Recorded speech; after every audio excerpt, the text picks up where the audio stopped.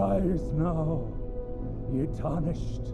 Let me tell you up front who this video is for. If you have not played Elden Ring, maybe because you're intimidated or overwhelmed, or if you've bounced off of Elden Ring, maybe because you're intimidated or overwhelmed, I'm here to put a gentle hand on your back and lovingly push you off of a cliff into the deep end of the pool, sweetheart. I once made a video essay entitled Play Games on Easy, which was a step down from the intended title, Play Games on Easy, You Absolute Cowards. Traditionally, I've seen difficulty in games serve as a barrier between the player and the content often enough that it has shifted my personal philosophy as I've gotten older. Once upon a time, I believed that I needed to be good at games, but as I grew and saw the medium open itself up to more kinds of people and the experiences they bring to the table, that changed. When I went back to a game I'd never been able to slog through, Baldur's Gate the First, and played it on easy, it all clicked for me.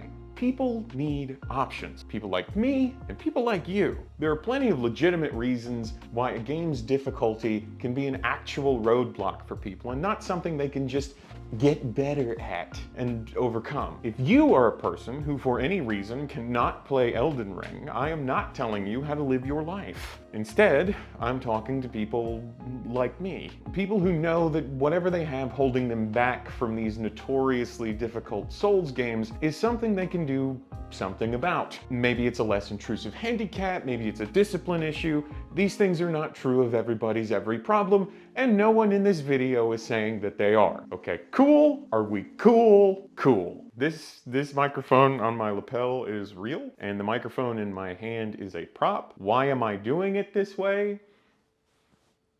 Call it a hand fixation. Speaking of hand fixations, Elden Ring! There's always been a voice in the back of my head, down where the lizards live, repeating that ancient mantra, get good. At some point, I became afraid of getting good, imagining it as some sort of Sisyphean task I'd never conquer. Then I met Hades, the original Hades, I mean. I have plenty to say about that game, and maybe someday I will. But for now, let me leave it at this. That game is tough, and I thoroughly enjoyed my time with it, including the at times literally Sisyphean struggle of making it to that game's ending. So I got to thinking, if there was enjoyment for me, the individual, that was heightened by the difficulty of the game, could I find that again? So I chased the dragon. Surprise, motherfucker! With the release of Elden Ring's expansion Shadow of the Erd Tree so fresh, I knew there was only one place I could really go to pursue this misguided mission: the lands between.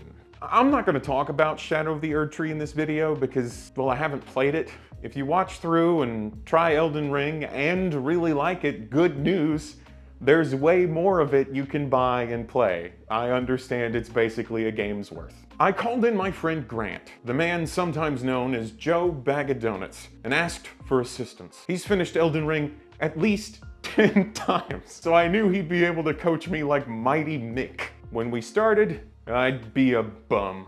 But by the time we stood in the shadow of the Erd Tree, I'd be eating lightning and crapping thunder. We created Albatross Gimbert, a warrior wielding the twin blade and capable of fixing wolves. I hit a couple of problem areas along the way, like this fort I had to retake for Gilderoy Lockhart, but for the most part, we made our way point by point through an off-camera plan that Grant had developed to shepherd me through the earliest hours of the game. At least, that was the plan. I really thought I knew what this video would look like, down to a release schedule. Then, as plans often do, it all fell apart and had to be reassembled into something new. I played about 5 or 6 hours with Grant coaching me on what to do next, where to go, what to look for, who to talk to. It was exceptionally helpful to someone like me with virtually no Souls experience. His plan was effective and efficient, getting me into a position to tackle the earliest challenges in the game with ease. But the problems began as soon as I was left on my own to sink or swim. In short, I sank. My struggles with Elden Ring generally come down to how it communicates information to the player, silently, and how the community communicates that information not particularly well. There is a wealth of information on the internet about how to play Elden Ring. Tips for beginners, strategies for certain enemies or areas, even optimized routes for gaining as much power as possible as quickly as possible. The problem here is that all of this information is overwhelming and usually reliant on other information that you pick up as you play the game naturally. Like what weapons move in what ways, what items are helpful to look for, where problem areas are. If you're following a guide, you're probably not picking up the information in that way. But the guide is often written by a player who did. This leads to a fundamental disconnect in communication between players who figured it out and are trying to share that knowledge with people who definitely have not, i.e., me. I think it's a problem exacerbated by the fact that games websites and even individual creators like me or people more successful than me, a very low bar, are encouraged by the system to put out farmed content. Think, the best weapon in Elden Ring, or how to spend your first hours in Elden Ring. Inevitably, these guides end on the same note. Explore and take the game at your own pace. A paragraph essentially rendering the above pages of SEO-influenced information completely moot. It's kind of like the author themselves recognize that this content is not particularly useful or helpful. Maybe the first big roadblock in the game is Margit, a boss weirdo voiced by the same guy who played the lead in Vampire and Call of Cthulhu. He's here and he's going to kick your ass. I remembered him being a significant challenge when I first tried the game close to launch. I made it past him, but not much further before bouncing off. I think this is purposeful design. Everybody I talked to, Grant included, said some version of, these games lay everything out for you and don't hold your hand. I certainly agreed with the latter, but the former I was skeptical of. However, it planted a seed for me. Maybe Margit was supposed to be a roadblock, encouraging me to wander off and learn the game more thoroughly before progressing the story. When Grant and I finished our session, I easily defeated Margit on the first try, thanks to a couple instances of in-game cheese that allowed me to level up into the 30s without too awful much in the way of exploration. Thing is, progress was so swift that I got lost along the way and didn't really know what I was doing. I was missing out on one of the parts of Elden Ring that I think speaks the most to new players. Discovery. I had an experienced guide at my side, and it made a huge difference, but part of that difference was that I just blindly followed the path laid out for me. As thoughtful and helpful as that path was, as I continued to be destroyed by critters in Stormvale Castle later, I couldn't help but feel like I had not earned what little I had. Pride is a trifling thing. A terrible, no good, helpless feeling that often prevents more good than it leads to. But damn it, I do have some pride. As I looked at one of the giant sword monuments that have reminded so many of Berserk, I realized that the journey I had undertaken up to this point had not truly been my own. Not entirely. If I continued down this path, guided by hand through the lands between, I would not be able to hold my head high and say, I did it! At the end. With a heavy heart, I realized that Albatross Gimbert would be one of the many tarnished to never see their destiny through. And instead, a predestined spark of the Elden Ring calling back these lost warriors would go to someone else. Colonel Harlan Sanders. Naturally. For this playthrough, this real playthrough, I had two goals: to make it to the end of the game, and to find the most comically large sword I could. Starting off with the sword and board standard equipment of the Vagabond Knight, Colonel Sanders began his journey back into the lands between. I had seen enough to know his ultimate destination would be the foot of the Erd Tree, where he would do something or another and perhaps become the Elden Lord. I didn't know why we wanted that, or what being the Elden Lord actually meant, but I did know this. This whole world is messed up. It feels like I'm approaching a fantasy world from a post-apocalyptic perspective. Maybe things were good once, but that was a long time ago. What had happened? Who was responsible? Was it the loathsome dung eater? All questions I wanted answers to and had no confidence I could receive answers to. Regardless of understanding, my adventure was finally starting.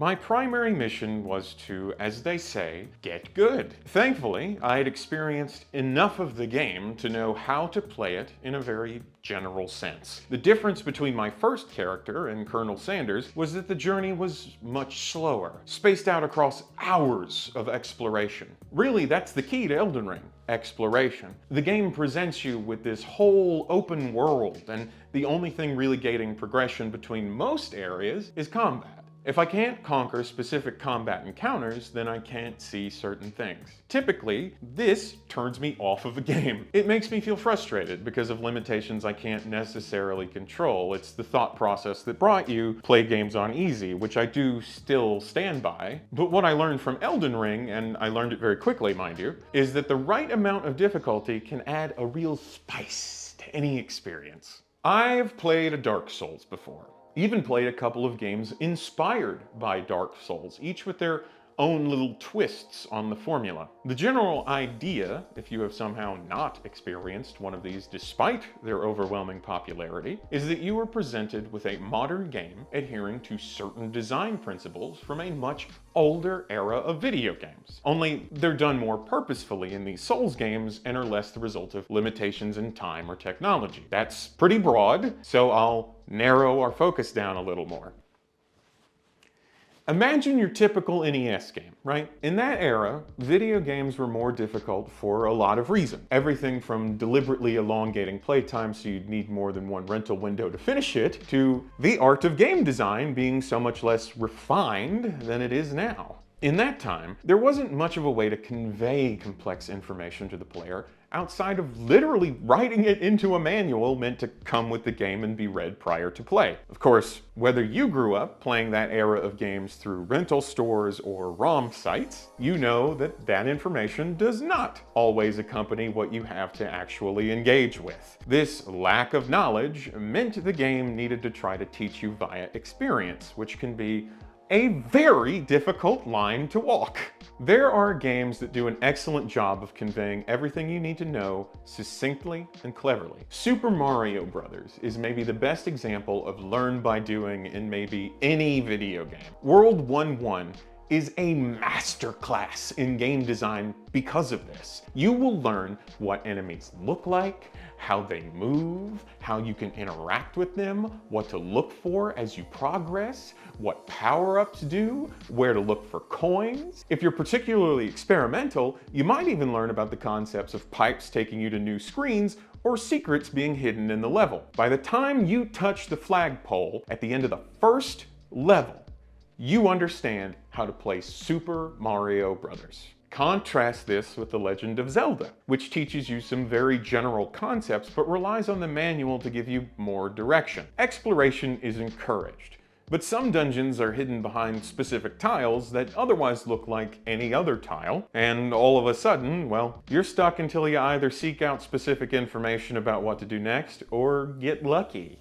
The Legend of Zelda is not a bad game by any measure, obviously, but it does not teach you enough on its own to make itself beatable. At least, I would argue it doesn't. Secrets were part of the expected experience back then. Sometimes it would be tied to bonuses, like Super Mario Bros. Hidden blocks and warp pipes. Other times, secrets were necessary for intended progression, like in Zelda. These things tended to come in one of two flavors. The ones that were actually secret and placed in the game to give players another layer to their game-playing experience, or things that were meant to be shared via pay-to-call tip lines or impetus for seeking out official strategy guides. There are a lot of reasons why games were harder way back when. My very broad examples here are not all-encompassing by any means, but they are elements from a different era of game design philosophy that were not necessarily iterated on in the most graceful of ways. These days, a lot that we'd once attributed to learning a game or hiding secrets in it has been streamlined to the point of it almost feeling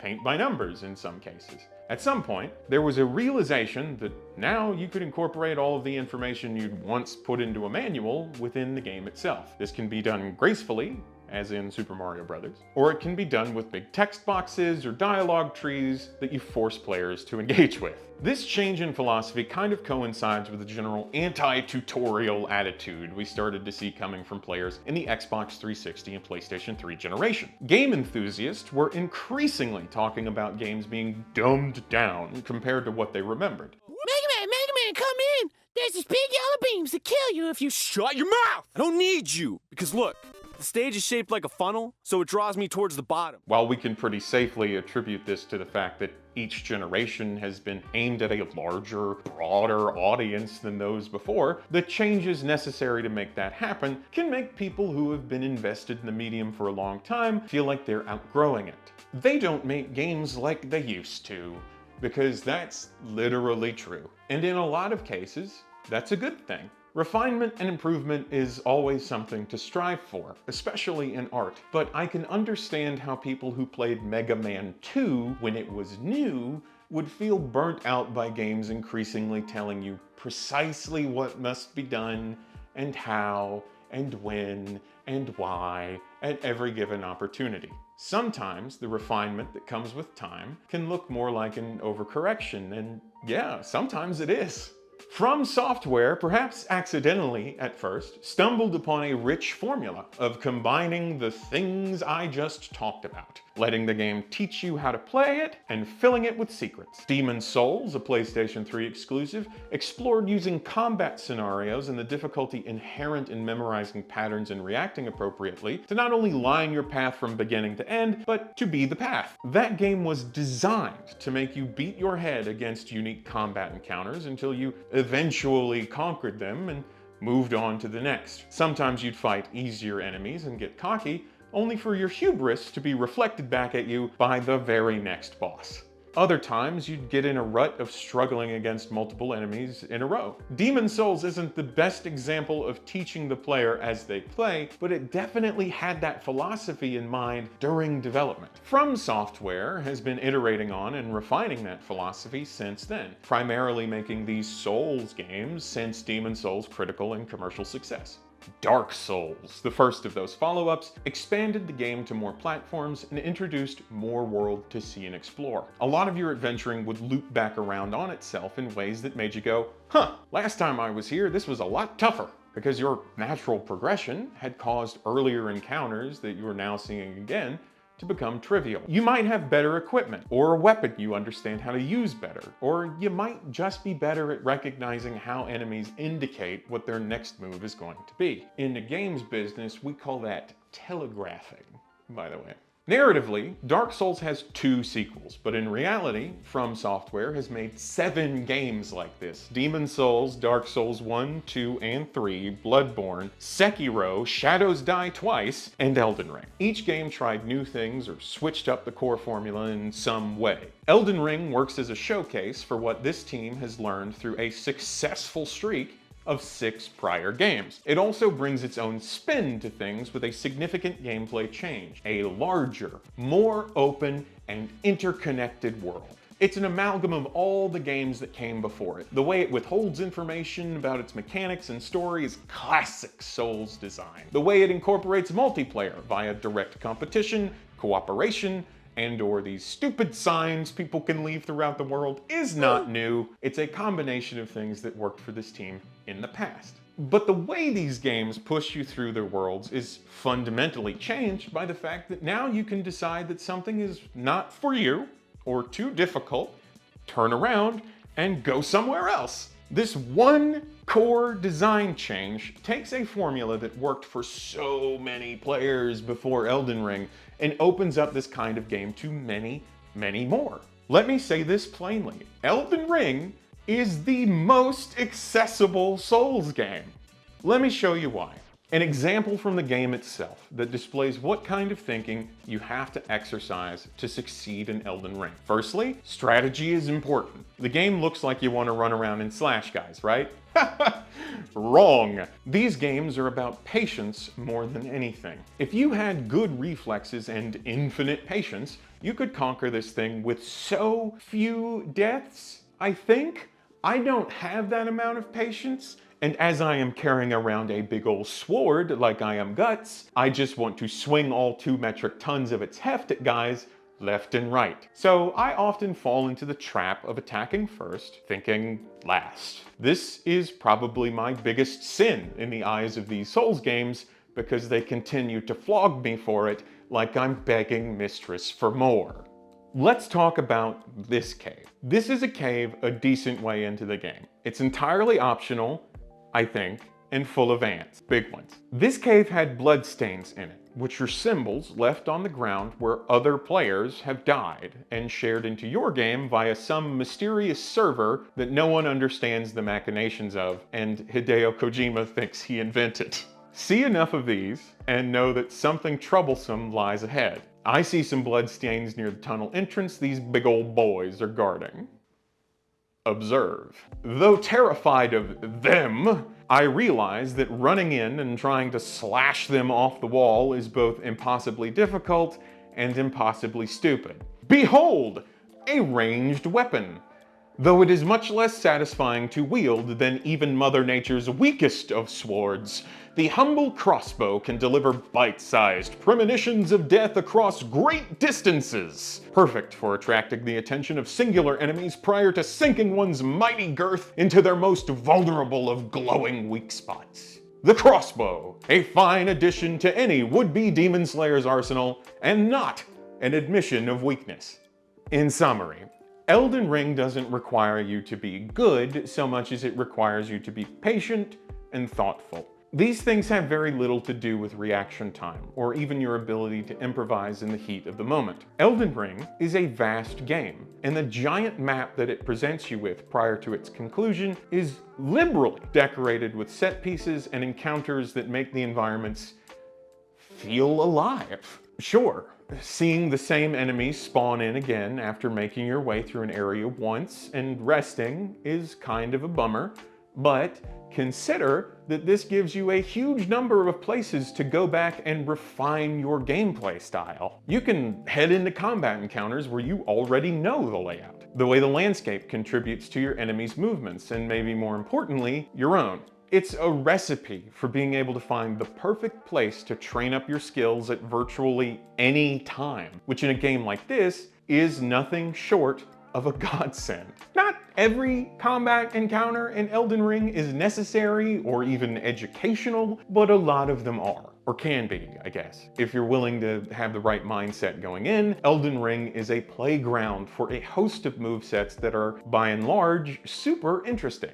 Dual-wield claymores like a psycho, equip a whip, and roleplay as Simon Belmont. Take advantage of the eventual introduction of rebuilding your character from the start. Colloquially, we call this respecking, by the way. And try out new weapons or playstyles. Go from a barbarian to a wizard. You can do that. It's pretty easy once you learn how to do it, and this is, fortunately, one of the things that the game does a decent job of explaining, relatively speaking. I have to say this now, though. There are parts of the game that aren't great. It isn't the perfect masterpiece that some are really eager to call it. My primary frustration is that there are infuriating things about the lack of information. I have a huge problem with the fact that you can gain multiple buffs and debuffs while playing, and nowhere in-game is there information on what the symbols that show up under your health bar actually mean. You have to have a guide, official or otherwise, or you have to guess. That's not good, especially when there is such a wide variety of these status affecting conditions. What's a green square? What's a red square? What's a finger with either an up arrow or a down arrow? Try fingers, but whole. Also not great, no quest journal, despite the game having a whole bunch of characters with quests and side quests for you to progress as you go about your double to triple digit hour adventure. In the past, when routes through these games were more direct, this wasn't the biggest problem. But now that you can progress a storyline and then wander off to another land and do stuff over there for a while, it gets hard to keep up with what you were doing. I had that problem, and also have the luxury of spending a lot of time on a specific game at once. For people who only get to play a little bit, or sometimes play more than one game at a time, it can be exceptionally difficult to just remember what you were doing and where you need to go next, assuming you were told that. Backtracking can help a little, but it's not a guarantee. The rest points in the game sometimes provide very general guidance on what direction leads to something important, but that information never goes away or updates as you progress, so it's only helpful up to a point. And playing on PC. I don't know that I recommend it if you have other options. You have to do tinkering on Elden Ring to get it to run correctly, which is the thing I dread most about playing games on PC, and especially when recommending them to other people.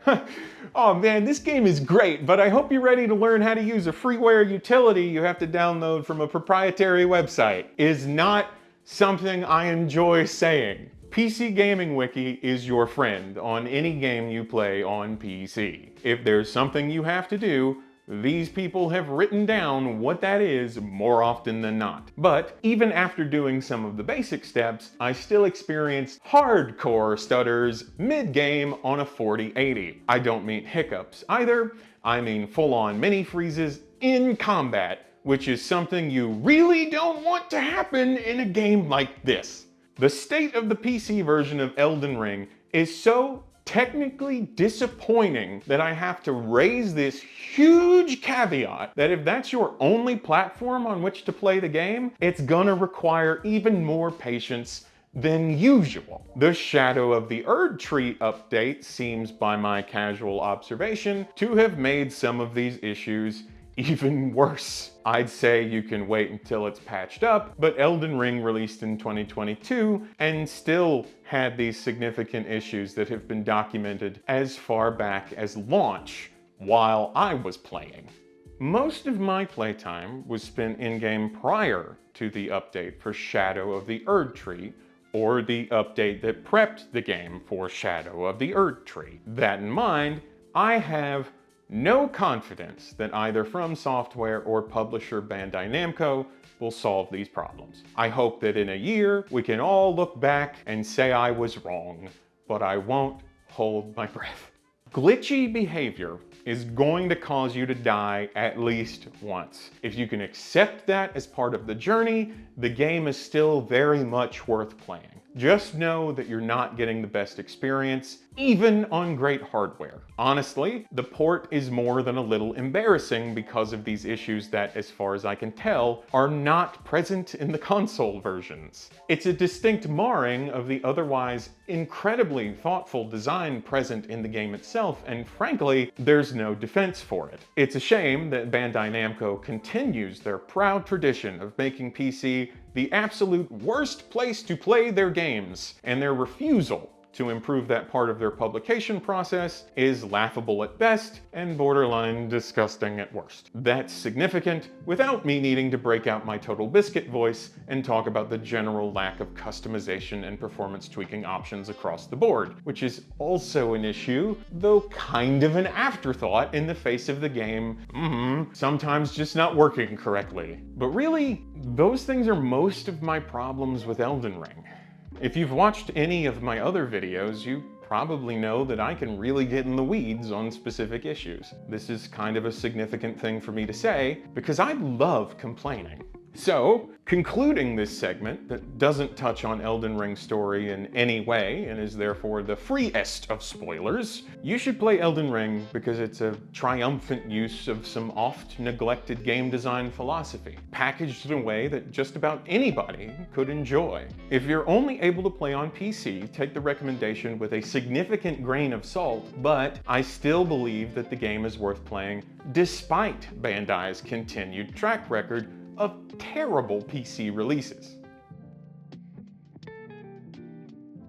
All right, I'm going to explore this section as spoiler-free to light as possible, because I want you, if you have not played Elden Ring, to play Elden Ring. Cool? Cool. The story of Elden Ring is big, like the game itself. To understand how the narrative is delivered, I have developed a patented tier-based system of narrative bits. I'll lay it out with a very broad example. There's the base tier, which everyone will experience. Here, you journey to the Erd Tree and see some things happen along the way. Then, there's an advanced tier, which can be experienced with guidance and/or luck. Here, you'll maybe get a better idea of what characters want and how much they intend to accomplish those goals. Mostly. Probably. Finally, there's the sicko tier, where you're watching or making videos about the lore, diving into item descriptions for tidbits, and arguing with people about what is or isn't true. There's a lot going on in the world, but it's sort of up to you how much you want or need to care about the particulars. If you're just here for adventure, buddy, there's a complete one waiting for you. You may not understand everything, I certainly do not, but you also don't have to. The base tier experience is straightforward. You, a tarnished, must travel through the lands between, collect remnants of the Elden Ring, and take them to the Erd Tree where you will somehow become Elden Lord. Why do you want this? You don't know. It might be as simple as because you are a tarnished. And in this way, the story wraps in on itself nicely. By journey's end, you'll feel like you've finished an adventure and done something impressive with yourself. Hooray! Congratulations! Now go and rest our heroes. The advanced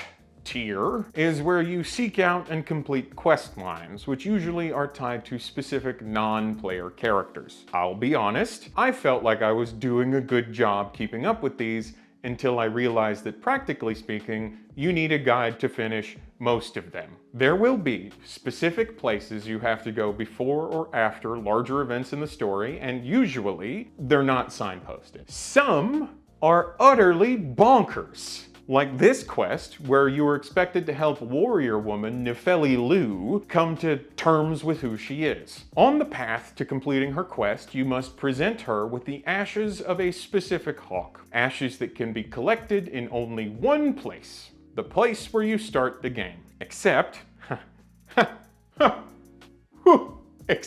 that place is inaccessible unless you make your way to a series of 4 monuments in the eastern section of the world map and use a different item to unlock a teleport device. Once you're back, you have to defeat a pretty easy boss and find an essentially hidden room in the building you started in, make your way up the stairs, and pick up the ashes. How a normal human being is ever going to know that this is what is done to collect this item, let alone that this item is specifically needed to advance Nefeli's quest, is beyond me. Keep in mind that this is only one step to actually completing her quest, not what triggers its success state. This is frustrating because I'm a story guy. I want to get all of that scrumptious narrative foremost when I play games. Souls games, at least the ones made by From Software, do not make that a simple thing to do. If you want to really understand what's going on in Elden Ring, or to at least feel like you have a general grasp on it all, you are not going to be able to do that naturally and on your own.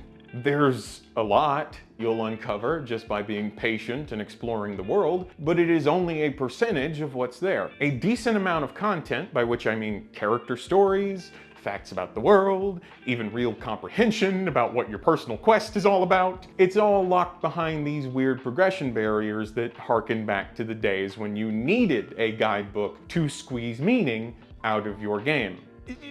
This is where the aged design of these games misses the mark, I say. They've gone to great lengths to make actually playing the game more accessible than ever. But a consequence is that the story is about as confounding as ever. I don't think you could even necessarily make it to the end of the game without looking something up. Believe me, I tried. But even if we say the coaching I got from Grant to begin with doesn't count, I was only able to make it to about the 30-hour mark before I was so hopelessly turned around and so in the middle of multiple quests again without any kind of journal that I had to seek out assistance from that terrible, no good, very bad internet. Maybe if you're more plugged in than I am, you'd be okay. But I'm thinking about the average person who plays games for fun instead of it being a defining part of their life. The typical video game player is not going to make it to the end of Elden Ring without assistance, even if they have the right brain sickness and set out with the intention to try. Now, one thing I do like about the story in Elden Ring is that not everything you're told is true. Not in an obvious, this character is lying kind of way, but in a way where characters' motivations can actually impact what information they part with, and in what ways, pretty significantly. Let's look back to the sicko tier. The highest level of narrative brain sickness. That's where this sort of story lives. It's where you really have to start engaging with the work and make assumptions based on what you, the player, are able to glean from the game itself and others who have played it. In some ways, I think Elden Ring mirrors the two things I like most about Elder Scrolls lore. It isn't set in stone, and it's pretty communal. There's room for interpretation and less merit assigned to fact. Consider where information is coming from. Is that source reliable? Not always. In the same way that the Empire in the Elder Scrolls may have a bias toward portraying their society as the best option in the world, there are unreliable narrators throughout Elden Ring's plot in ways large and small. This information and perspectives on that information are shared amongst the player base, typically online, in discussions about what is going on in the game, ultimately making Elden Ring's story and lore something people can come together on. Unfortunately, I cannot tell you what all happened while I was venturing through the lands between, mostly because, in all honesty, I don't know. My journey, my purpose, was to make it to the foot of the Erdtree and become the Elden Lord. That task did not require me to complete every character's quest, hear every bit of dialogue, or see every possible event in the world. And thank the Lord for that, because otherwise this video would never have been finished. I think that the game suffers in no small way from this narrative design choice. Besides basically requiring outside help to conquer, the over-obfuscation of the core narrative is frustrating to sit through. Numerous times there were characters I knew I could get more out of if only I could just speak, instead of standing around like a silent jackass waiting for the next giant rat to kill. I know that people who like these games can be rabid, and I am certain that this video will be viewed by more than one person who thinks the slightest criticism of From Software is akin to, let's say, a cardinal sin. If you're like that, you definitely haven't watched this much of the video, or you're so busy typing your angry comment that you're not listening to me now. Poop, ass, fingers, butthole. To give the people who have experienced some kind of Soulsborne hypnosis a bit of credit, I do think that what story is presented directly to the player is intriguing. I wanted to understand more of what was going on. I wanted to know who was who and what was what. I managed to glean some things together, but I'm not alone in saying that this part of the game is not great. Here, actually, here are some Reddit comments from users around launch, all of whom clearly love the game or are also speaking with the Elden Ring lover gun pointed at their heads. I do not know who I am, how I'm here, or why I'm here. All that I know is that I must kill.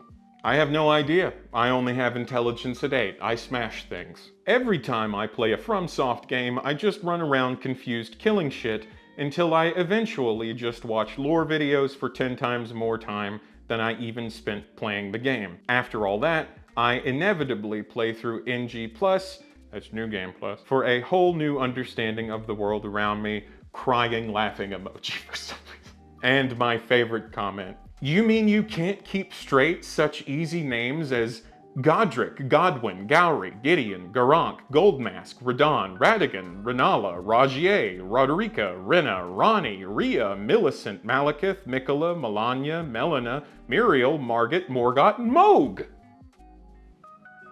Psh, get good. So just put it down. This is what we call an example. I promise I'm about to get to my point. Elden Ring has a good story. Or at least I think Elden Ring has a good story. In that way, it's comparable to literature I've sought out on my own. Without the guidance of an instructor or a class, sometimes I don't know what a book is really about. It doesn't make it bad, it just makes it something to ponder. And that can be a treasured thing in this life. Elden Ring, however, seems so adamant about hiding information that it feels hostile to me. And this is the element that I think is bad. Let me be as plain as possible here. Elden Ring has a good story, but it has bad storytelling. I'm now going to give you 3 reasons why that is. Okay, number 1, at no point are you afforded a better glimpse of the world as a player. Your perspective is stuck to that of your tarnished character, but even that is limited. Your character never speaks, rarely, if ever, emotes, and just stands stock still whenever someone actually has something to say. Again, as if you are more occupied with imagining the next kill you'll make than any element of why you're doing what you're doing. Number 2, the game has multiple endings, which can offer some insight into the world and its future. This, in turn, offers perspective on the events that led to that ending and the motivations of characters involved. However, some require unlocking by completing various side quests. As I have already mentioned, these side quests often involve outright arcane steps to complete. The ending I chose when I finished the game was completely dependent on me having finished a lengthy side quest that I absolutely never could have completed without turning to a wiki. I will always argue that games that require reference material to see their core content, such as an ending, are telling their story poorly. This is true of games I absolutely adore with all of my being, and it is also certainly true of Elden Ring. Number 3, despite the overload of proper nouns and in-universe terminology, you are meant to pick all of this up via context clues. That can be a storytelling strength when a measured approach is taken, like in the novel House of Leaves, which also purposefully obfuscates elements of its overall story behind a layered narrative. In Elden Ring, the approach is not measured. It is a blanket approach. The game would be greatly improved, even in the face of all the criticism I am lobbying at its narrative, if it only had some sort of in-game information center. Be it a codex a la BioWare's games, or character dossiers that unlock more information as your character learns it, or even just a simple journal feature. It's difficult to role-play in this role-playing game as anything other than a particularly determined murder hobo. That's enough for some people, but not for me, and I won't apologize for it. Now, I'm certain that this section of the video is going to get the most frustration from viewers, despite being sandwiched between, spoilers, 2 glowing passages all about how good the game is. But even though I have historically run into the issue of the title of the video not being considered, just because I have complaints, allow me to gently indicate your attention to it. You should play Elden Ring, but why should you play Elden Ring if you're a narrative-focused person and I've just laid bare all of these frustrations with it? A fair question, my rhetorical friend. Allow me to answer. You should play Elden Ring because there's a deep story there you can really dig into if you're the sort of person who delights in the solving of mysteries. It may require outside reference, it may require multiple playthroughs, it will probably require talking to another human being. I know, the horror. But if you need something in your life you can really sink your teeth into, then by God, is Elden Ring a choice you can make? I'm glad I played through it once. I'm not sure when I will again, but what kept me pushing through all of that difficult gameplay was the hope that I would see my journey through. To me, it was the story of a tarnished becoming Elden Lord. Maybe that's all it has to be. The set dressing is nice, I guess, but if the people writing it don't care enough to get me invested, then I guess I don't care enough to get invested. Not exactly the most reverent I've been in answering the why you should play question, but I do believe what I'm saying here. It's a game absolutely worth playing, even if its storytelling is some of the most frustratingly obtuse I've ever encountered. The thing about Elden Ring that makes it an all-timer for me is something I've briefly touched on already. Exploration, discoverability, fascination. I think that to a lot of players there is a fascination with exploration. I'm one of them. Bethesda's games, where you are plopped into first person in a big world full of heavily interactable objects, are among my absolute favorites. No one else makes games exactly like that, but I think that Elden Ring is a successful, different version of it. Instead of being placed into a virtual life that becomes mine to live, Elden Ring gives me an entire world and tells me pretty quickly that I'll never know what's gonna happen next. That sense of not knowing what in the hell is around the next corner pervades this game, and because of how easily just about all of the things around each corner can kick my ass, a feeling of comfort never really settled over me, even after 60 hours of playtime. In the typical Skyrim playthrough, I eventually hit the point where I'm powerful enough to do just about anything. Malaise takes over. I start to get bored. Elden Ring made tedium almost a treat, just by virtue of how unforgiving the world itself could be. I started noticing a trend among signs left by other players, alright? Several trends, and most of them decidedly not funny after you've seen them 3 times, let alone 40. But there was this series of signs I saw that all included the word tranquility. It's a key factor. In this harsh land, surrounded by threats on all sides, you must cherish the moments when you can truly breathe. Elden Ring is full of wonderful sights, if you take some time to look at them. It's a very pretty game, barring some technical weirdness around certain graphical effects that seem to plague plenty of modern games. Looking at you, ambient occlusion and anti-aliasing. At numerous points during your journey, you'll be able to look up and see the looming presence of the Erd Tree, towering above everything else in the world. You know you have to go there. You know it will be difficult, but damn it, you are closer now than you were before. It's a modernization of my favorite design element in the original Dragon Quest, that you see the final boss's keep as soon as you exit that first castle. Where your journey ends is a presence from the beginning. Thanks to modern technology, we can now see that presence all the time. The Erd Tree, Erd Tree, is a beacon of hope not only to the inhabitants of the lands between, but to the player. You can look to its boughs and know that eventually you'll stand at its roots. What Elden Ring does, I think better than most games I've played thus far, is delivering on the promise of adventure. There's always something new to discover, over every ridge and in every cave.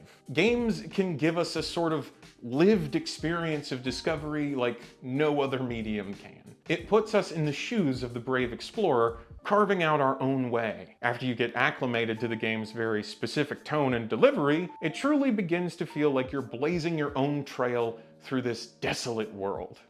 There's not a lot I can say here without diving into deeper spoilers, something I'm adamantly refusing to do as I tell you that you should play this game, but I'll give you a little montage of some of the many sights you could come across while playing, devoid of context that could possibly ruin any surprises. I think that visual presentation of this world From Software has created does a lot of speaking for itself, and far be it from me to try and overrule that with some asinine, uninformed discussion on art design or use of color or whatever I might try to invent here to sound smart. I'll just say that this game looks great, especially if you can play it in HDR. From Software doesn't have the best technical implementation of that technology. You can look at Armored Core 6 for further evidence of that, but it still looks mighty good to my very tired old eyeballs. Let's take a look, shall we?